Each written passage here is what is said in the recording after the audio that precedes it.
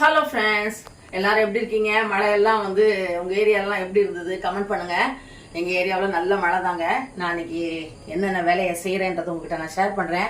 மத்தியானத்துக்கு ரைஸ் ஊற வச்சிருக்கேன். நான் இன்னைக்கு கேழ்வரகு இட்லி தான் பண்ண போறேன். காலையில கேழ்வரகு இட்லி தான். நேற்று மாவு அரைச்சி வச்சேன்.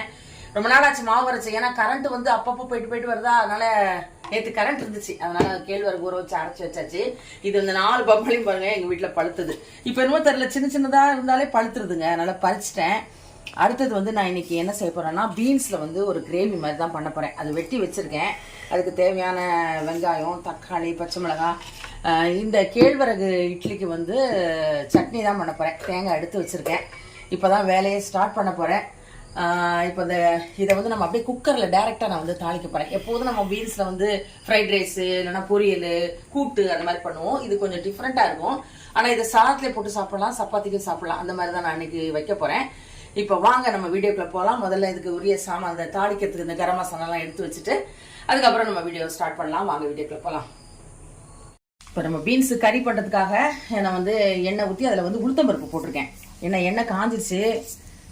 இப்போ அதை கடுகு போட்டுடுறேன். உங்களுக்கு உளுத்தம்பருப்பு கடலைப்பருப்பு பிடிக்கும்னா கடலைப்பருப்பு கூட போட்டுக்கலாம். எனக்கு வெறும் உளுத்தம்பருப்பு போட்டால் தான் பிடிக்கும். அதனால் நான் கடுகு உளுத்தம்பருப்பு போட்டிருக்கேன். அடுத்தது ஜீரகம் போட்டுக்கலாம்.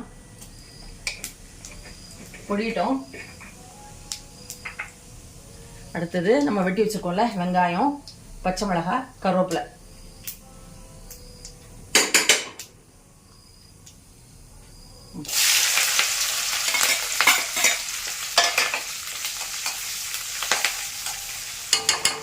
நான் இட்லிக்கு கேழ்வரகு இட்லிக்கு முள்ளங்கி சட்னி தான் பண்ண போறேன். ஒரு முள்ளங்கி கிடந்தது, சரி அதை ஏன் வேஸ்ட் பண்ணணும்னு சொல்லிட்டு முள்ளங்கி எல்லாம் வறுத்து வச்சுருக்கேன். ஆல்ரெடி நான் முள்ளங்கி சட்னி போட்டிருக்கேன். அதனால தான் நான் அது ஷூட் பண்ணலை, வதக்கி வச்சுட்டேன்.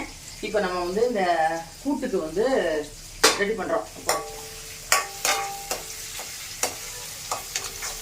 இப்போ இது பண்ணிட்டோம்னா அதுக்கு அடுத்து கொஞ்சம் போல இஞ்சி பூண்டு பேஸ்ட் போட்டுக்கலாம். கொஞ்சம் போல் பெருங்காயம். நான் எல்லாத்தையுமே கொஞ்சம் பெருங்காயம் போடுவேன். உங்களுக்கு பிடிக்கலன்னா பெருங்காயம் போடாதீங்க, போட்டால் நல்லது. அவ்வளோ வாசமாக இருக்கும். அதுக்காக தான் நம்ம போடுறோம். அடுத்தது நான் என்ன பண்ணியிருக்கேன், இதில்னா இந்த ஸ்பூனுக்கு ஒரு ஸ்பூன் பருப்பும் ஒரு 3 தக்காளியும் போட்டு நல்லா வேக வச்சுட்டேன். என்ன பருப்பு? கோரம்பருப்பு தான். இது அது மாதிரி நீங்கள் போட்டு இந்த கிரேவி பண்ணிங்கன்னா நல்லா இருக்கும் டேஸ்ட்டு. அதுக்காக தான் கொஞ்சம் போல் பருப்பு போட்டிருக்கேன். உங்களுக்கு பருப்பு வேண்டாம் அப்படின்னா நீங்கள் பருப்பை நிறுத்திடலாம். கொஞ்சோண்டு உப்பு போட்டிருக்கேன்.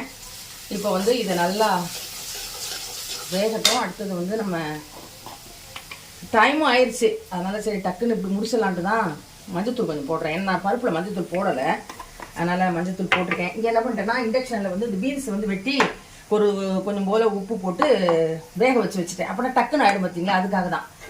அதனால தான் வேக வச்சுருக்கேன். பீன்ஸ் தொக்கா கிரேவி சாதத்தை அப்படியே போட்டு சாப்பிட்ட மாதிரி.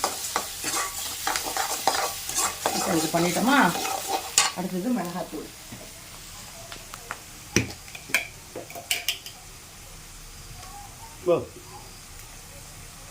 அடுத்தது தனியா பொடி.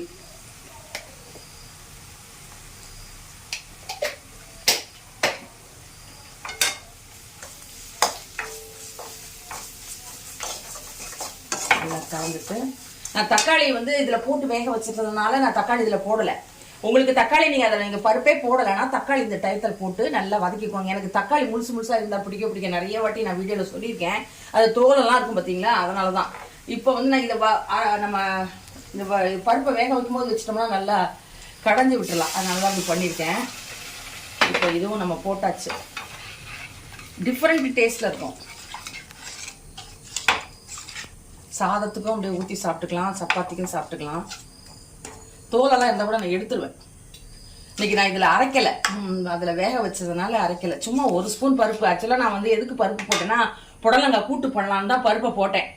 அப்புறம் பார்த்தேன் டைமும் ஆயிடுச்சு, ரெண்டாவது ஒரே இதாக வச்சிடலாம், இதுக்கு எதுக்கு இது, ஒரு முட்டையை வச்சு சாப்பிட்டுக்கலாம் அப்படின்ற ஐடியாவில் இந்த பருப்பை நான் இதுக்கு ட்ரான்ஸ்ஃபர் பண்ணிட்டேன். பருப்பு போட்டாலும் நல்லாயிருக்கும், போடாட்டியும் இந்த மாதிரி ரொம்ப நல்லாயிருக்கும். அடுத்தது நம்ம வேக வச்சு வச்சுருக்கோம்ல பீன்ஸு, அதையும் இதில் போட்டுடலாம்.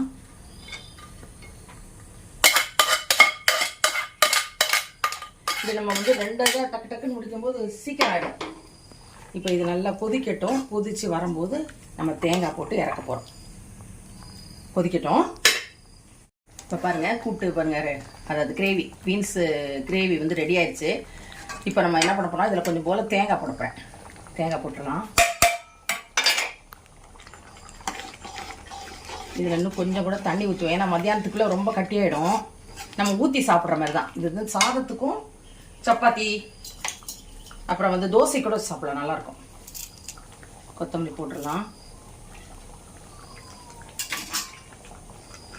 என்ன பருப்பு போட்டுட்டு கிரேவின்னு சொல்கிறீங்கன்னு சொல்லுவீங்க. இதில் நம்ம இஞ்சி பூண்டு பேஸ்ட்டு போட்டிருக்கோம். தக்காளியை வந்து நான் வந்து வதக்காமல் அந்த 1 ஸ்பூன் பருப்போட தூக்கி நான் வந்து வேக வச்சு போட்டிருக்கேன், அவ்வளோதான். எப்படி இருக்குது பாருங்கள். அடுத்தது முள்ளங்கி சட்னியை அரைச்சிட்டேன். நிறைய கருவேப்பிலை போட்டிருக்கேன். நம்ம கருவேப்பிலை சில நேரத்தில் தாளிக்கும் போது போட்டால் எல்லாம் தூக்கி வச்சிடுறோம். இப்படி அரைச்சிட்டோம்னா நம்ம உடம்புக்குள்ளே போயிடும் பார்த்தீங்களா. அதனால தான் நான் வந்து இன்னைக்கு முள்ளங்கி சட்னிக்கு நிறைய கருவேப்பிலை போட்டிருக்கேன். இந்த கடைக்கு போனால் கருவேப்பிலை நிறைய கொடுத்துட்றாங்களா, அது வேஸ்ட் பண்ண மனசு வர மாட்டேங்கி. எங்கள் வீட்டில் கருவேப்பிலை எங்கள் ஹஸ்பண்ட் நல்லா சாப்பிடுவாங்க, வெறுமையாக வச்சு கூட சாப்பிடுவாங்க.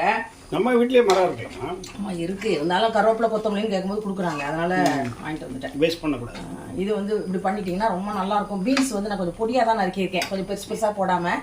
கொஞ்சம் நிறையா இருந்ததா பீன்ஸு. சரி, அதை என்ன பொரியல் பண்ணி போர் அடிச்சு போச்சு. சரி, இந்த மாதிரி ஒரு கிரேவியாக பண்ணிட்டா இன்றைக்கி சாதத்துக்கு வச்சு சாப்பிட்றலாமே அப்படின்றதுக்காக தான் நான் இது மாதிரி டிசைட் பண்ணேன் இன்றைக்கி. அதனால தான் இவ்வளோ பொடியாக நறுக்கிட்டேன். இது ரொம்ப நல்லாயிருக்கும், நீங்கள் ட்ரை பண்ணி பாருங்கள். இதில் வந்து நம்ம இறக்கும்போது என்ன பண்ணால் 1 ஸ்பூன் நெய் ஊற்றிட்டா சூப்பரான கிரேவி ரெடி. கூட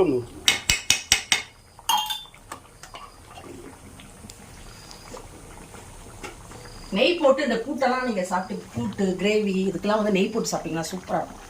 சூடான சாதத்தை அது மலைக்கு அதுக்கும் நல்லா இருக்கும். அவ்வளோதான், பீன்ஸு கிரேவி ரெடி ஆயிடுச்சு. இது சாதத்துக்கு ரெடி பண்ணிட்டு அடுத்தது நான் வந்து இந்த முள்ளங்கி சட்னி தாளிச்சு இட்லி வந்து கேழ்வரகு இட்லி எப்படி வருதுன்றதை நான் உங்களுக்கு பண்ணி காமிக்கிறேன். ஆஃப் பண்ணிடலாம். பாருங்க, எல்லாம் ரெடி பண்ணிட்டேன். நம்ம பீன்ஸ் கிரேவி பண்ண பார்த்தீங்களா, தொக்கு மாதிரி அது வச்சுருக்கேன். அடுத்தது வந்து புடலங்காய் எடுத்திருந்தேன். காய்கள் வேஸ்ட்டு பண்ணாமல் செய்யணுன்றதுக்காக தான் அந்த புடலங்காவை கூட்டு பண்ணணும் பிளான் பண்ணேன். அப்புறம் அப்படியே பிளான் மாறிடுச்சு. அதனால் இதை வந்து தேங்காய் போட்டு பொரியல் பண்ணிட்டேன். அடுத்தது முள்ளங்கி ஒன்று இருந்தது, சரி அதையும் நான் சட்னி பண்ணிட்டேன். 2 காயும் காலி ஆயிடுச்சு. இப்போது அடுத்தது பப்பாளிக்காய் அவங்ககிட்ட காமிச்சா பாருங்கள், அதை தான் வெட்டி வச்சுருக்கேன். ஹஸ்பண்டும் நானும் சாப்பிட்டுடுவோம். அடுத்தது கேழ்வரகு இட்லி பண்ணியிருக்கேன். இந்த இட்லி பாருங்கள் எவ்வளோ சாஃப்டாக இருக்குன்னு, நல்லாயிருக்கும். நீங்கள் ட்ரை பண்ணி பாருங்கள், இது சுகருக்கு ரொம்ப நல்லது. அடுத்தது நான் ஒன்று காமிக்கணும்னு நினச்சேன். இந்த சாதம் வந்து அடுப்பில் வெந்துட்டுருக்கு. அடுத்தது நான் நேற்றுக்கு வெண்டைக்காய் பொரியல் வச்சுட்டு இப்போ இந்த சுகருக்காக அந்த வெண்டைக்காய் தண்ணியை வந்து வடிகட்டி குடிச்சிடுவேன். அதையும் உங்கள்கிட்ட ஷேர் பண்ணியிருக்கேன் பாருங்கள். இன்னும் ஒரு கமெண்ட்டில் ஒரு சிஸ்டர் கேட்டிருந்தாங்க, நீங்கள் வந்து பொருளை காமிக்கிறீங்க, அப்புறம் வந்து அதை எப்படி பண்ணுறீங்கன்னே சொல்ல மாட்டேங்கிறீங்க. நான் நல்லா தெளிவாக விளக்கம் சொல்லுவேன். நிறைய பேர் எனக்கு கமெண்ட் பண்ணியிருக்காங்க. ஃப்யூச்சர் வீடியோலாம் நீங்கள் பாருங்களேன், அதிலலாம் உங்களுக்கு வந்து தெரியும். உங்களுக்கு இப்போ நான் வர்ற வீடியோஸில் எல்லா வீடியோஸ்லையுமே நான் தெளிவாக சொல்லுவேன், மெஷர்மெண்ட்டும் தெளிவாக சொல்லுவேன். சில விஷயங்கள் என்னன்னா நான் வந்து அதை பண்ணியிருப்பேன், ஆல்ரெடி நான் வந்து அதை பண்ணியிருப்பேன், வீடியோவில் இருக்கும், லிங்க் கொடுக்குறேன் பாருங்கன்னு சொல்லியிருப்பேன். அந்த வீடியோவுக்கு தான் நான் வந்து எக்ஸ்பெரிமெண்ட் பண்ண மாட்டேனே தவிர மற்றபடி எல்லாத்துக்கும் நான் வந்து கரெக்டான அளவு சொல்லுவேன். நான் ஒவ்வொரு வாட்டி சொல்லும்போது சில வீடியோகள் போட்ட வீடியோவாக இருந்தால் கூட நான் சொல்லியிருக்கேன்.